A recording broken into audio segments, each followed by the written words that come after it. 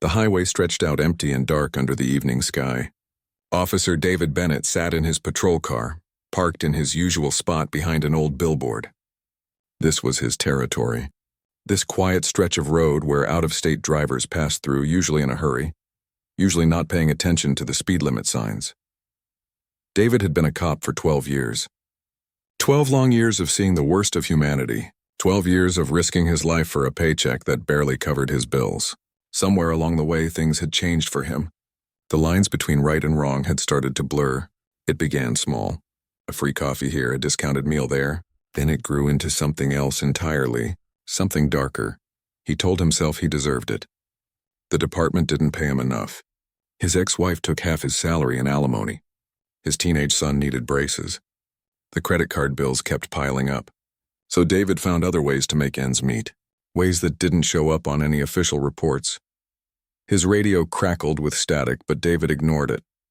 He was watching the road with the focus of a predator, looking for the right car, the right victim, someone who wouldn't fight back, someone who would pay up and disappear. That's when he saw it. A silver sedan with Florida plates driving just a bit too cautiously. The kind of careful driving that screamed, "I don't want any trouble." Perfect. David pulled out onto the highway and flipped on his lights. The sedan slowed down immediately and pulled over to the shoulder. Good, compliant. This would be easy. He took his time approaching the vehicle. He'd learned over the years that making people wait increased their anxiety. Anxious people were easier to control, easier to manipulate. He walked up slowly, his hand resting casually on his belt, and tapped on the driver's window. The window rolled down, and David saw a young woman behind the wheel. She looked to be in her late 20s, dressed in jeans and a plain gray hoodie. Her hair was pulled back in a simple ponytail. No makeup, no jewelry. She looked tired, like she'd been driving for hours. "License and registration," David said, his voice flat and professional. "Of course, officer." Her voice was soft, almost nervous. "Did I do something wrong?" David didn't answer right away. He watched as she fumbled through her glove compartment, her hands shaking slightly. Fear. He could smell it, and fear was exactly what he needed. She handed him her documents through the window. David glanced at them briefly. The license showed her name was Catherine Miller, age 28, address in Tampa. The registration matched the vehicle. "Do you know why I pulled you over?" David asked, even though he had no real reason. She hadn't been speeding, hadn't run any lights, but that didn't matter. "No, sir. I was watching my speed. I had my seatbelt on. I wasn't—" "Step out of the vehicle, please." Catherine's eyes widened. "What? Why?" "Ma'am, I'm not going to ask you again. Step out of the vehicle." She complied, her movements slow and uncertain. David could see the confusion on her face mixed with fear. She stood by the car door, her arms wrapped around herself despite the warm evening air. "I'm going to be honest with you," David said, moving closer. "I detected the odor of marijuana coming from your vehicle." "What?" "No, that's impossible. I don't smoke anything. I've never—" "Are you calling me a liar?" David's voice took on an edge. This was part of the script he'd perfected over the years. Accusation, intimidation, authority. "No, I'm telling you the truth. There's nothing in my car." David walked around the sedan slowly, peering through the windows with his flashlight. The car was clean. Almost too clean. Just a laptop bag in the back seat and a small suitcase in the trunk visible through the rear window. "Here's the thing," David said, returning to stand in front of Catherine. "I have probable cause to search your vehicle. And if I find anything at all, you're going to jail tonight. Your car gets impounded. You'll need to post bail, pay impound fees, hire a lawyer.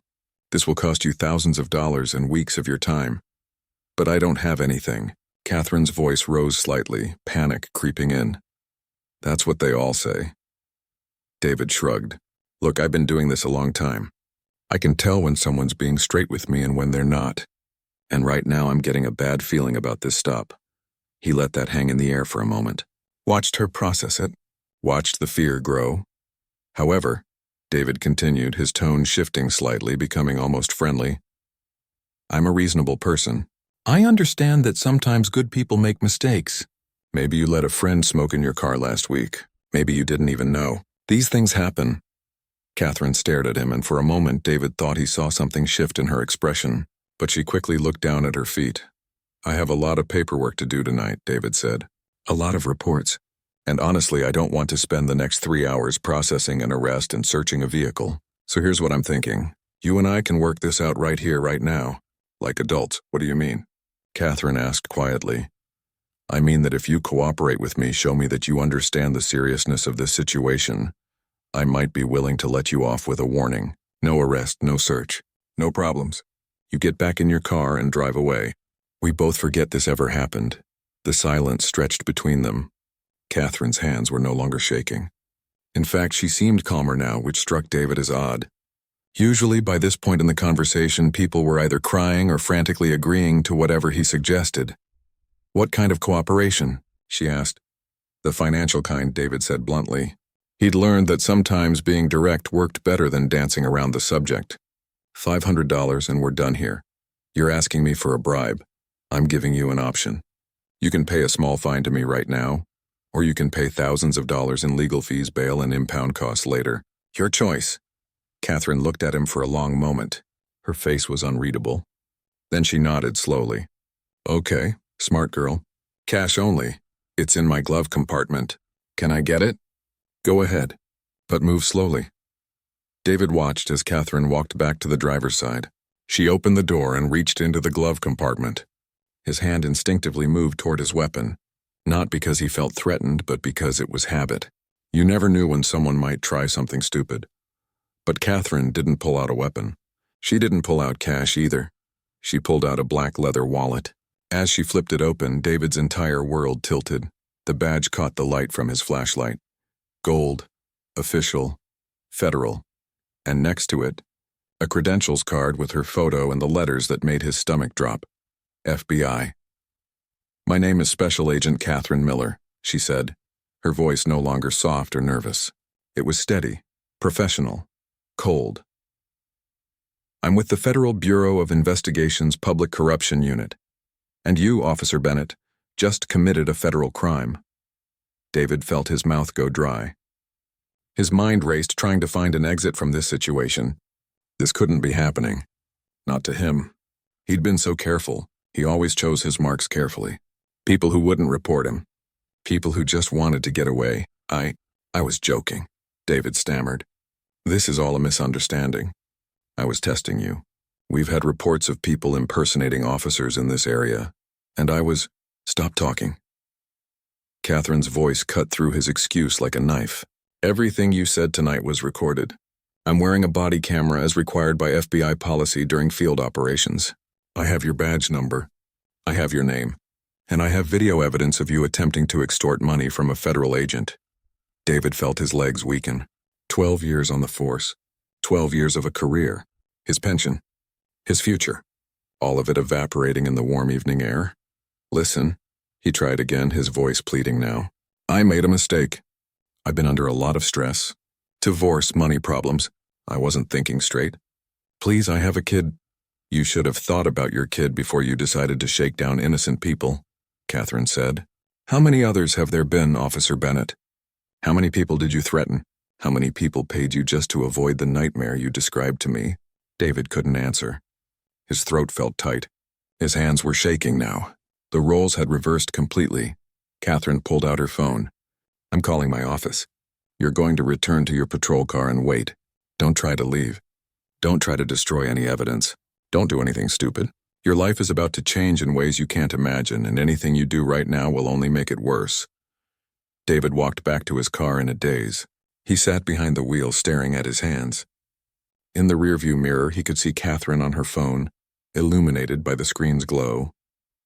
She looked calm, professional, like this was just another day at work for her. For David, it was the end of everything.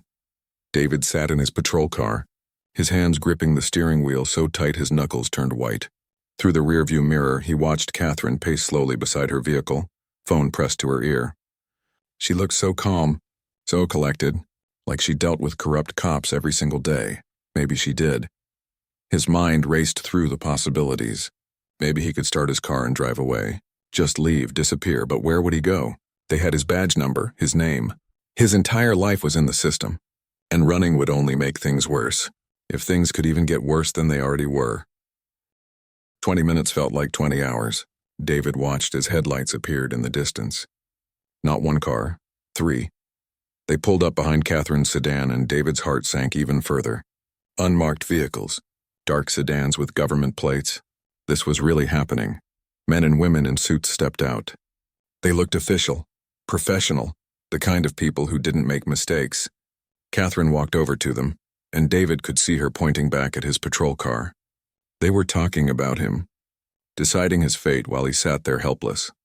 One of the agents, a tall man with gray hair and a serious face, walked toward David's car. He tapped on the window. David rolled it down slowly. "Officer Bennett, I'm Special Agent Robert Hayes with the FBI. I need you to step out of the vehicle." David's legs felt like rubber as he climbed out. Agent Hayes stood at least 6 inches taller than him, and his expression showed no emotion whatsoever. "Am I under arrest?" David asked, his voice barely above a whisper. "Not yet, but we need to have a conversation. Agent Miller has briefed me on what happened here tonight. I'd like to hear your side of the story. I want a lawyer." "That's your right," Hayes said, nodding. "But let me be clear about something. Right now we have you on camera attempting to extort money from a federal agent. That's a federal crime. Extortion under color of law carries up to 20 years in prison.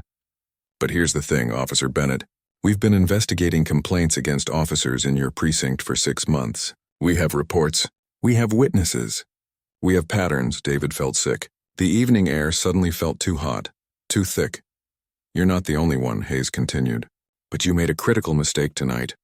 You targeted someone who could fight back, someone who had the authority and the evidence to stop you. So here's what's going to happen. We're going to get warrants for your financial records, your phone records, your personnel file. We're going to talk to every person you've pulled over in the past year, and we're going to build a case that will put you away for a very long time." "Unless?" David asked weakly. Hayes smiled, but it wasn't friendly. "There is no unless. This isn't a TV show. We don't need you to flip on anyone. We have what we need from tonight. The video evidence is clear. You threatened an FBI agent and demanded money. That's enough." Another agent, a woman with dark hair pulled into a tight bun, approached with a clipboard. "Officer Bennett, we need you to surrender your service weapon and your badge." David's hands shook as he unclipped his badge from his belt. He'd worn it with pride for 12 years. Now it felt like a piece of burning metal in his palm. He handed it over along with his gun. "Your patrol car will be impounded as evidence," the woman said.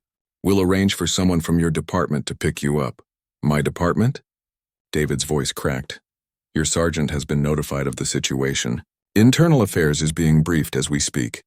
You're suspended without pay pending the outcome of our investigation." Catherine walked over, her expression unreadable. She looked at David for a long moment before speaking. "I want you to understand something," she said quietly. "This isn't personal.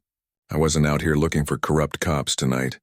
I was driving back from interviewing a witness in a completely different case. You pulled me over. You made the choice to threaten me.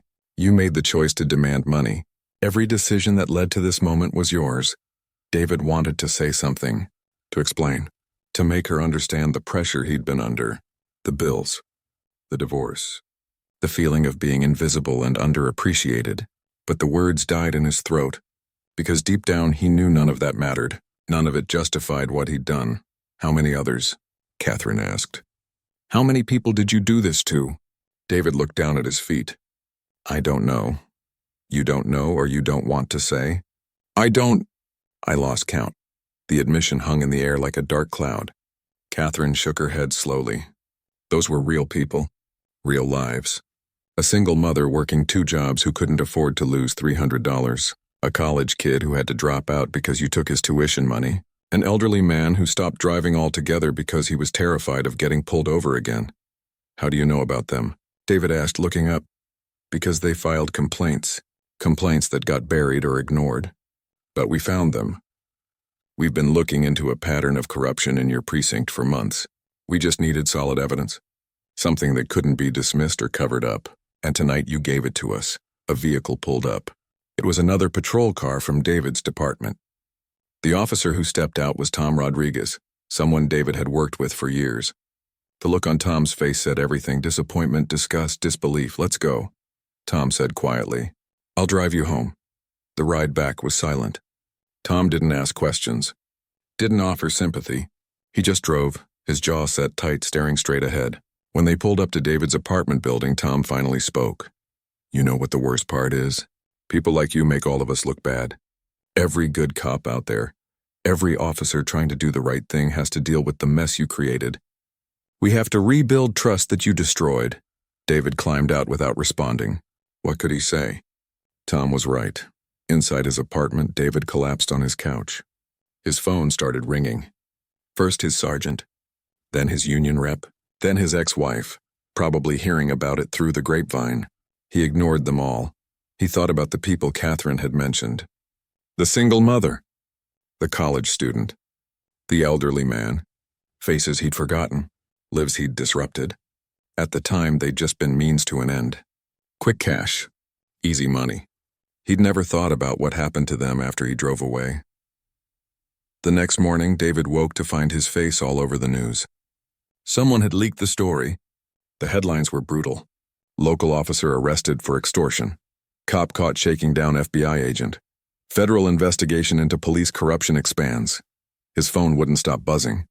Text messages from other officers, some offering support, others distancing themselves. His son called crying, asking if it was true. His ex-wife sent a message saying she was filing for full custody. His lawyer called to schedule an emergency meeting. David's lawyer, a tired-looking man named Frank Peterson, didn't sugarcoat anything. They have you on video, Frank said, spreading papers across his desk. Clear audio, clear video. You demanding $500, threatening to arrest her. There's no way to spin this, David. The best we can hope for is a plea deal. What kind of plea deal? Federal prosecutors usually want cooperation, but Agent Hayes told me they don't need your cooperation. They have enough evidence already. So they're not offering much. 10 years minimum? 10 years? David felt the room spin. That's if we're lucky. If this goes to trial and you lose, you could be looking at 20, maybe more, depending on how many victims come forward. How many victims are there? Frank pulled out a document. So far, the FBI has identified 18 people who filed complaints about shakedowns matching your patrol routes and schedule. They're interviewing each one. Some might not testify. Some might not have enough evidence. But even if half of them do, you're facing multiple counts. David put his head in his hands. 18 people. 18 lives he'd damaged for a few $100s each. There's more, Frank continued. The FBI executed a warrant on your bank accounts this morning. They found deposits that don't match your salary. Regular cash deposits over the past 3 years. They're calculating the total amount now, but it looks like it could be over $50,000. $50,000. David had never really added it up before. It had just been small amounts here and there. But it added up. It always added up. What about my pension? David asked. If you're convicted of a felony, you lose it, all of it. 12 years of service gone? David left Frank's office in a daze. On the street, he passed a newspaper stand. His face was on the front page. People walking by stared at him, recognition dawning in their eyes. Some whispered to each other. One woman spat on the ground as he passed. Back at home, David received an email from the department. His hearing with Internal Affairs was scheduled for next week, but it was just a formality. He knew he was done. His career was over. His reputation destroyed. His freedom in jeopardy. That night, David sat alone in his dark apartment, finally understanding the weight of what he'd done. Catherine was right. Every choice had been his. Every victim had been his decision. He'd told himself he deserved the money, that he needed it, that the system owed him. But the truth was simpler and darker. He'd become the very thing he'd sworn to fight against. He'd abused his power. He'd betrayed the trust people placed in that badge. And now he would pay the price. His phone rang again. It was Agent Hayes. Officer Bennett, we need you to come in tomorrow for a formal interview. 9 a.m., Federal Building downtown. Don't be late. I'll be there, David said quietly. Good. And David, bring your lawyer. You're going to need him. The line went dead. David sat in the silence, watching the city lights through his window, knowing that tomorrow would be the beginning of the end. The FBI had him. The evidence was overwhelming. There was no way out. He'd made his choices. Now he had to live with them.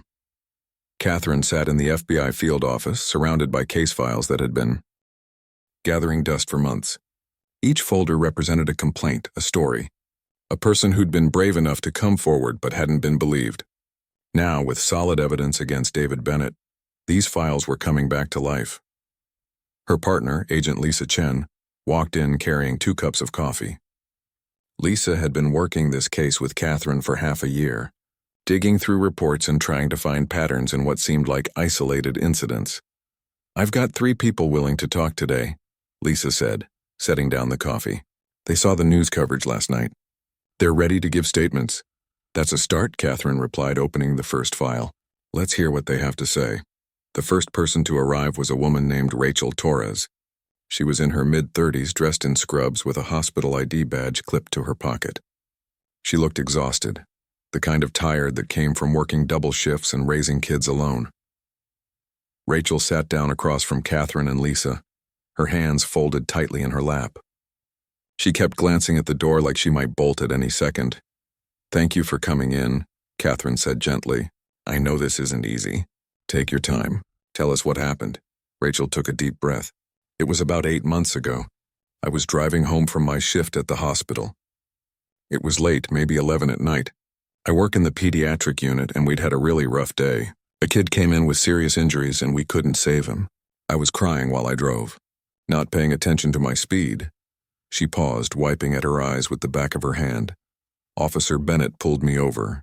I knew I was speeding. I admitted it right away, apologized. But he didn't just write me a ticket. He said I seemed impaired, said my eyes were red and I looked unstable. I tried to explain I'd been crying, that I was a nurse coming from work. But he didn't care." "What did he do?" Lisa asked, taking notes. "He threatened to give me a field sobriety test. Said if I failed I'd lose my nursing license.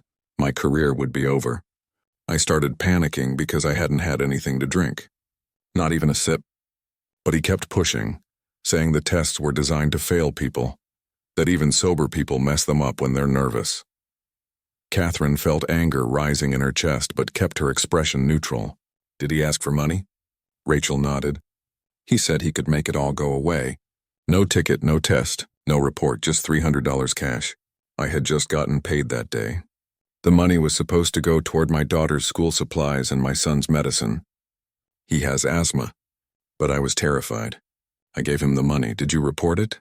Catherine asked, though she already knew the answer from the file. "I tried. I went to the police station the next day, filed a complaint. But the officer I talked to, he made me feel like I was the criminal. Asked why I was carrying $300 in cash if I wasn't doing something illegal. Suggested maybe I misunderstood the situation. Implied that I was making it up because I was angry about getting pulled over." Rachel's voice cracked. "I work 60 hours a week. I'm raising 2 kids by myself. That $300 meant I had to choose between my daughter's new backpack or my son's inhaler refills. I chose the inhaler. My daughter used her old backpack from last year, even though it was falling apart. She got teased at school because of it." The room fell silent. Catherine reached across the table and placed her hand over Rachel's. "Your complaint wasn't ignored," Catherine said. "It was part of what led us to investigate Officer Bennett. And because of your bravery in coming forward then, and again now, we're going to make sure he faces justice." After Rachel left, Catherine and Lisa sat quietly for a moment. This was the hard part of the job, hearing how one person's corruption rippled out and damaged so many lives. The next interview was with a young man named Tyler Brooks. He was 20 years old, thin and nervous, wearing a university hoodie that had seen better days. He barely made eye contact when he entered the room. "I dropped out," Tyler said before anyone could ask him anything, "because of what happened.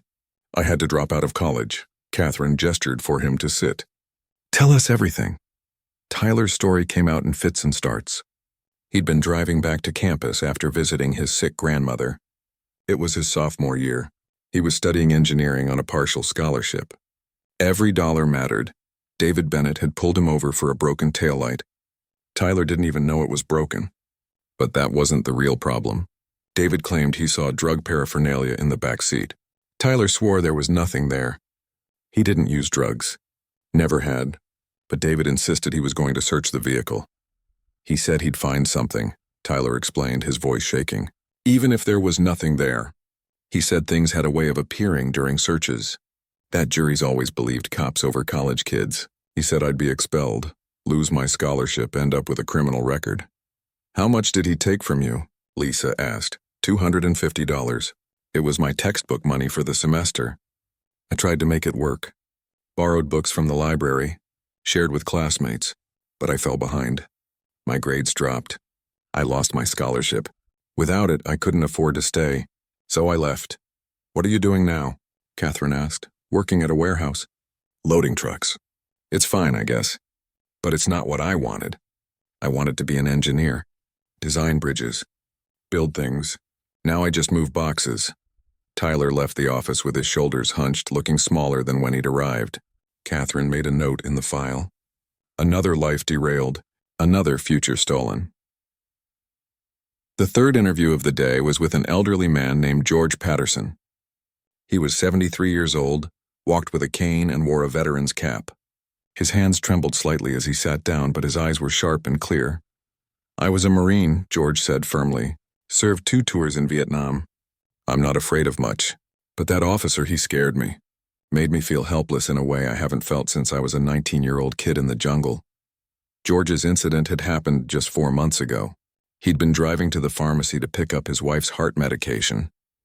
His car registration had expired by 2 weeks. He'd forgotten to renew it. A simple mistake. David Bennett pulled him over. What should have been a straightforward ticket turned into something else entirely. David told George that driving with an expired registration was a serious offense. That the car could be impounded. That George could be arrested on the spot. I'm on a fixed income, George explained. Social Security and my military pension. That's it. The impound fees alone would have cost $500 or $600. I couldn't afford that. My wife needs her medication. It costs us $300 a month even with insurance. David had offered George a way out. $200 cash and George could drive away. No ticket, no impound. George had emptied his wallet. It was the money he'd set aside for groceries that week. The worst part, George said, his voice dropping, is that I haven't driven since then. I renewed my registration. Everything's legal now. But every time I get in my car, I feel afraid. What if I get pulled over again? What if another cop decides to shake me down? I'm 73 years old. I shouldn't be afraid of the police. George's wife had started driving him everywhere. To doctor's appointments, to the store, to the Veterans Hall where he met with other former Marines. His independence had been taken from him. I filed a complaint too, George said, but nothing happened. They told me it was my word against his, that without proof they couldn't do anything. Made me feel like I'd imagined the whole thing, like I was a confused old man. After George left, Catherine and Lisa spread out all the files on the conference table. 18 complaints in total. 18 people whose lives had been impacted by one corrupt cop. There was the single mother who'd missed a day of work to deal with the aftermath of her encounter with David. She'd been written up by her boss and lost her perfect attendance. Bonus, there was the delivery driver who'd paid David $200 to avoid a ticket that would have added points to his license. 3 more points and he'd lose his commercial driving license. His job. His only source of income. There was the college student who'd been on her way to a job interview when David pulled her over. She'd given him money to avoid being late. She still missed the interview. Never got the job, the stories kept coming. Different people. Different amounts. But the same pattern of abuse. The same exploitation of power. Lisa looked at the files and shook her head. How did he get away with it for so long? Because he was smart about it, Catherine replied. He picked vulnerable people. People who wouldn't fight back. Immigrants worried about deportation. People with outstanding warrants. College kids who couldn't afford lawyers. Elderly folks who didn't trust the system. He knew exactly who to target. But they did fight back, Lisa pointed out. They filed complaints, and those complaints got buried. That's the real crime here. Not just what David did, but the system that protected him. The department that looked the other way. The culture that made it easier to dismiss victims than to investigate one of their own. Catherine's phone rang. It was Agent Hayes. We've got the warrant results, Hayes said. David Bennett's financial records show cash deposits totaling $63,000 over 3 years. Way more than his salary would account for, and we've traced his patrol patterns. He consistently worked routes that took him through areas with high numbers of out-of-state drivers and vulnerable populations. He was hunting, Catherine said quietly. Yeah, and we're going to make sure he never hunts again. That evening, Catherine reviewed all the witness statements. Each one would be crucial in building the case. But more than that, each one represented someone who deserved justice, someone who'd been wronged and had the courage to speak up, even when they weren't believed. The next morning, the local newspaper ran a front-page story. More victims were coming forward. The police department's internal affairs division was under investigation for failing to properly handle the complaints. The chief of police had called a press conference to address the growing scandal. Catherine watched the press conference from her office. The chief looked uncomfortable as reporters shouted questions. How did this happen under your watch? Why were complaints ignored? How many other officers are doing the same thing? The chief promised reforms. Better oversight, mandatory body cameras, a civilian review board. But Catherine knew these promises only came because they'd been caught, because the evidence was undeniable. She thought about Rachel, working double shifts to replace the money David had stolen. About Tyler, loading boxes instead of designing bridges. About George, afraid to drive his own car. These were real people with real lives. And David Bennett had damaged them all for nothing more than greed and the illusion of power. But now, finally, they would have their day in court. Their voices would be heard, and justice, though delayed, would be served.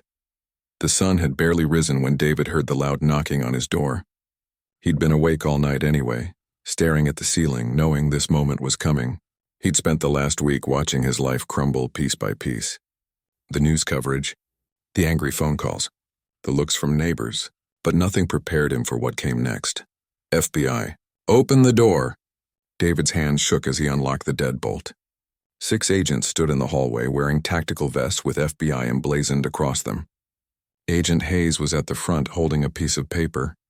David Bennett, you're under arrest for extortion under color of law, conspiracy to deprive citizens of their civil rights and honest services fraud. We have a warrant. The handcuffs felt cold against David's wrists. His neighbors peeked out from their doorways, phones in hand, recording everything. He could already imagine the videos spreading across social media. The comments. The hatred. He deserved all of it. They led him down the stairs and into a waiting vehicle. No patrol car this time. He was the criminal now, not the cop. The drive to the federal courthouse was silent except for the radio chatter between agents. David caught glimpses of his reflection in the window. He looked old, broken. Nothing like the confident officer who'd worn his badge with pride just weeks ago. The courthouse was surrounded by news vans.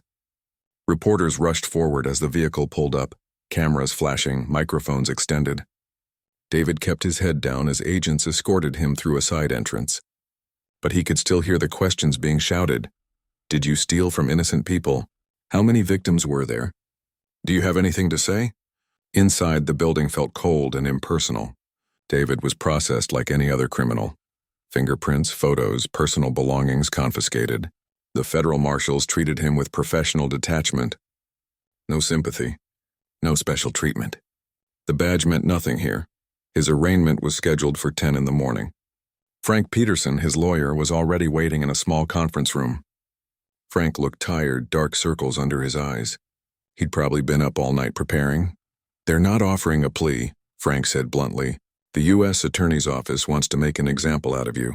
They've got 15 victims ready to testify. Solid financial evidence. Video proof. They don't need your cooperation, so they're not offering any deals. What about bail? David asked, his voice hoarse. We'll request it, but I'm not optimistic. You're considered a danger to the community and a flight risk. The judge will probably deny it. Frank was right. The judge, a stern woman in her 60s named Judge Margaret Sullivan, barely looked at David during the hearing. The prosecutor, a sharp young attorney named William Cross, argued that David had abused his position of trust and posed a threat to public safety. He cited the 15 victims, the pattern of behavior, the calculated nature of the crimes. Frank tried his best. He mentioned David's years of service, his lack of prior criminal record, his ties to the community. But it sounded hollow even to David's ears. Judge Sullivan's decision was swift. Bail is denied. The defendant will be remanded to federal custody pending trial. David's stomach dropped. Federal custody meant jail, real jail, not some holding cell at the station where his fellow officers might go easy on him. He'd be locked up with people he'd spent his career arresting. The media coverage exploded after the arraignment. Every news channel ran the story. Social media was filled with outrage. A Facebook group called Justice for Bennett's Victims gained 10,000 members in a day. People shared stories of being pulled over by aggressive cops, of feeling powerless, of not being believed. The police department went into crisis mode.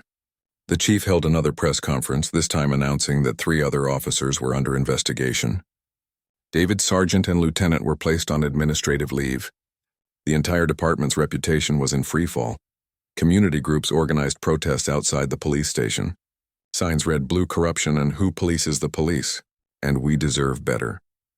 Parents who'd once taught their children to trust officers now had to explain why some cops couldn't be trusted. Inside the federal detention center, David's first night was brutal. He was placed in isolation for his own protection. Former cops didn't last long in general population, but isolation meant 23 hours a day in a small cell with nothing but his thoughts. He thought about Rachel and her children, about Tyler giving up his dreams of becoming an engineer, about George too scared to drive anymore. Their faces haunted him in ways he never expected. Meanwhile, Catherine and Lisa continued building the case.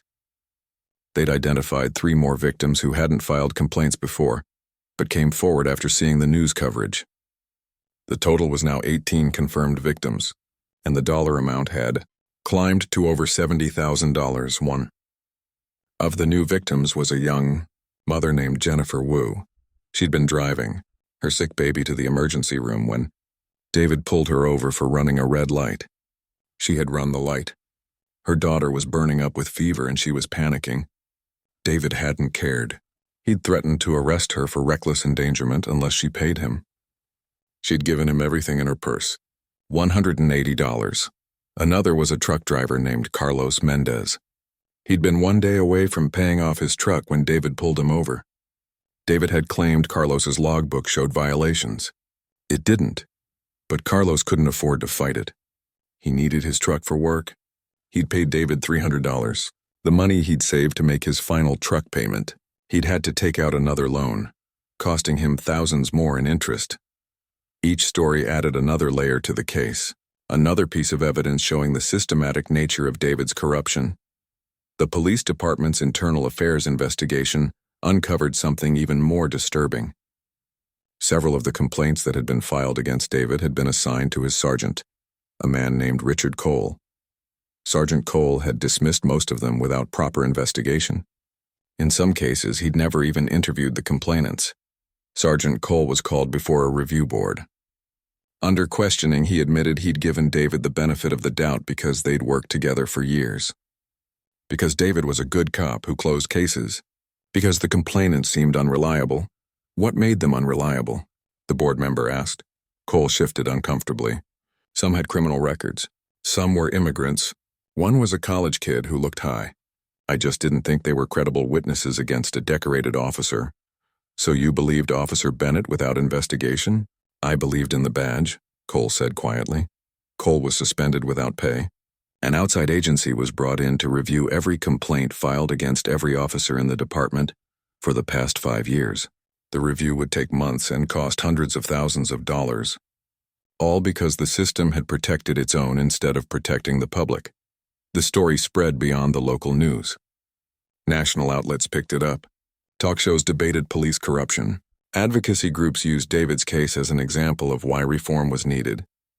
His name became synonymous with everything wrong with law enforcement. David's ex-wife filed an emergency motion for full custody of their son. She argued that David's criminal behavior made him unfit as a parent. The judge agreed. David wouldn't be allowed any contact with his son until after the trial, and even then only supervised visits. His son, 15-year-old Michael, posted on social media, "I don't know who my dad is anymore. The man I looked up to doesn't exist. He was supposed to be a hero.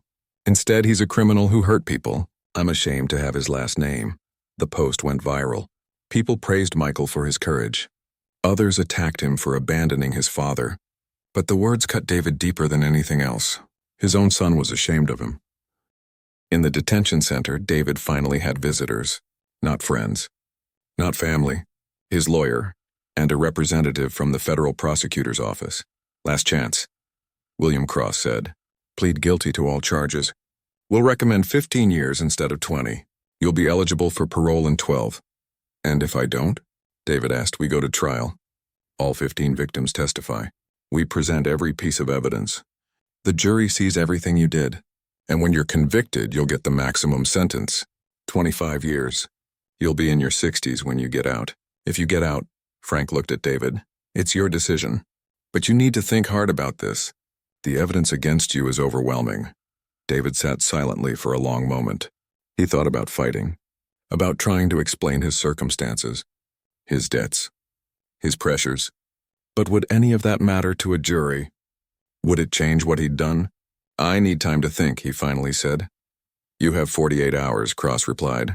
After that, the offer expires and we proceed to trial. Back in his cell, David made a list. All the people he'd hurt, all the lives he'd damaged. The list was longer than he expected, and those were just the ones who'd come forward. How many others were out there? People too scared to report him. People who'd paid and stayed silent. He thought about Rachel choosing between her daughter's backpack and her son's medicine, about Tyler stacking boxes in a warehouse instead of designing bridges, about George, a decorated veteran afraid to drive his own car, about Jennifer, whose sick baby had to wait while David extorted money from her, about Carlos, whose dream of owning his truck free and clear had been delayed by years. For the first time, David truly understood what he'd done, not just the legal crimes, but the human cost, the ripple effects of his greed and abuse of power, the trust he'd destroyed, the fear he'd created. A guard walked by his cell. David called out, I need to speak with my lawyer. 20 minutes later, Frank arrived. I'm ready to make a decision, David said. About the plea, Frank pulled out his notepad. What do you want to do? David took a deep breath. For 12 years, he'd made the wrong choices. He'd told himself lies to justify his actions. He'd blamed everyone but himself. But sitting in that cell, facing the consequences of his choices, he finally saw the truth. I want to plead guilty, David said, to everything. No negotiation, no deals. Whatever the recommended sentence is, I'll accept it. Frank looked surprised. David, that means you could get 20 years or more. The plea deal offers 15. I know, but those people deserve to know I'm not fighting this, that I'm not going to put them through a trial, that I admit what I did was wrong. Are you sure? David nodded. For the first time in a long time, I'm absolutely sure. The next day, David's decision was announced. The victims were notified. Some felt relief that they wouldn't have to testify. Others wanted their day in court. But all of them knew that justice was finally coming. The courtroom was packed on the day of David Bennett's sentencing. Every seat was filled. Victims sat in the front rows, some holding hands, others sitting alone with their thoughts. News cameras lined the back wall, capturing every moment for the evening broadcast. This wasn't just about one corrupt cop anymore. It had become a symbol of something larger. A reckoning. David was led in wearing an orange jumpsuit, his hands cuffed in front of him. He looked different than he had just 6 months ago. Thinner. Older. The confidence that had once defined him was gone, replaced by something that looked like genuine remorse, or maybe just exhaustion. Judge Sullivan took her seat at the bench. She'd reviewed all the evidence, read all the victim statements, and studied the pre-sentencing report. Her expression gave nothing away as she looked down at David. Mr. Bennett, you've pleaded guilty to multiple federal charges. Before I pass sentence, the victims have requested the opportunity to address the court. I'm going to allow them to speak. Rachel Torres was the first to approach the podium. She wore the same hospital scrubs she'd worn to her interview with Catherine months ago. Her hands gripped the edge of the podium tightly. Your Honor, my name is Rachel Torres. I'm a pediatric nurse. I save children's lives for a living. The night Officer Bennett pulled me over. I had just lost a patient. A 7-year-old boy who came in after a car accident. I couldn't save him. I was crying on my way home. Her voice wavered, but she pushed through. Officer Bennett saw my tears and saw weakness. He saw an opportunity. He took $300 from me that night. Money I needed for my children. My daughter went to school with a torn backpack because of him. My son had to skip doses of his asthma medication because I couldn't afford the full prescription. Rachel looked directly at David. But the money isn't even the worst part. The worst part is that you made me afraid. You made me afraid of the people who are supposed to protect us. Every time I see a police car now, my heart races. Every time I get pulled over for anything, I wonder if it's going to happen again. You didn't just steal my money. You stole my sense of safety. She stepped down, wiping tears from her eyes. Catherine, sitting in the second row, gave her an encouraging nod. Tyler Brooks went next. He looked nervous, younger than his 20 years, but determined. I was going to be an engineer, he said simply. That was my dream since I was a kid. I wanted to design bridges, build things that would last forever. I had a partial scholarship. I was making it work. He paused, collecting himself. Officer Bennett took $250 from me, my textbook money. I tried to keep going without the books, but I fell behind. Lost my scholarship. Had to drop out. Now I work in a warehouse loading trucks. It's honest work and I'm not ashamed of it. But it's not what I was meant to do. Officer Bennett didn't just take my money. He took my future. Tyler's voice hardened. I'm 20 years old. I have time to rebuild. Maybe I'll save enough to go back to school someday. But those years I lost, the momentum I had, that scholarship, those are gone forever. And all because one man with a badge thought he could get away with stealing from a college kid. George Patterson used his cane to walk slowly to the podium. The elderly veteran stood straight despite his age, his Marine Corps cap firmly on his head. Your Honor, I'm 73 years old. I served my country in Vietnam. I've faced bullets and bombs, but I've never felt as powerless as I did the day Officer Bennett pulled me over. His voice was steady, controlled, but the emotion underneath was clear. He took $200 from me, money my wife and I needed for groceries, but worse than that, he took my independence. I haven't driven my own car since that day, not because I can't, but because I'm afraid. A United States Marine afraid of getting pulled over on American streets.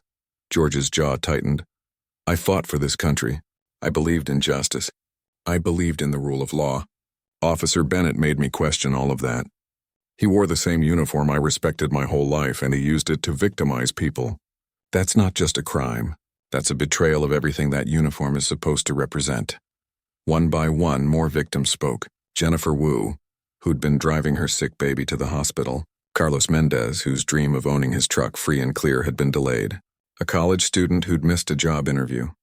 A single father who'd chosen between paying David or paying for his daughter's birthday present. Each story added another layer to the picture. Each testimony showed the real human cost of David's corruption. These weren't just statistics or case numbers. They were real people whose lives had been damaged by one man's greed. Finally, it was David's turn to speak. Frank Peterson had advised him on what to say, but David had insisted on writing his own statement. He stood at the defense table, his voice quiet but clear. Your Honor, there's nothing I can say that will make this right. There's no explanation that justifies what I did. For 3 years, I used my badge to victimize innocent people. I told myself I deserved the money, that I needed it, that the system owed me something. He looked at the victims, but the truth is I was just a thief, a coward who hid behind a badge and preyed on people who couldn't fight back. I chose my victims carefully.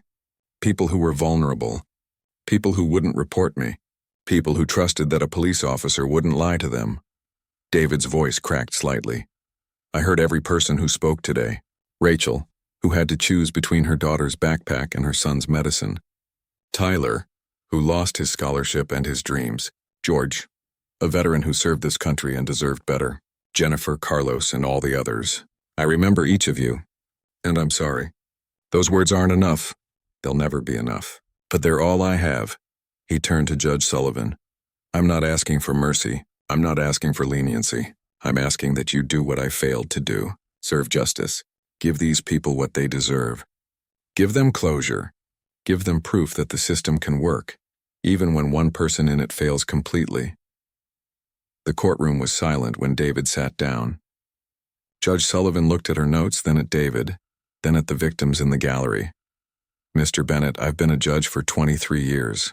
I've seen many criminals stand where you're standing. Some show remorse, some don't. Some understand what they've done. Others never will. I believe you understand. But understanding doesn't erase the damage. She continued, her voice firm. You were given a badge. That badge represents trust. It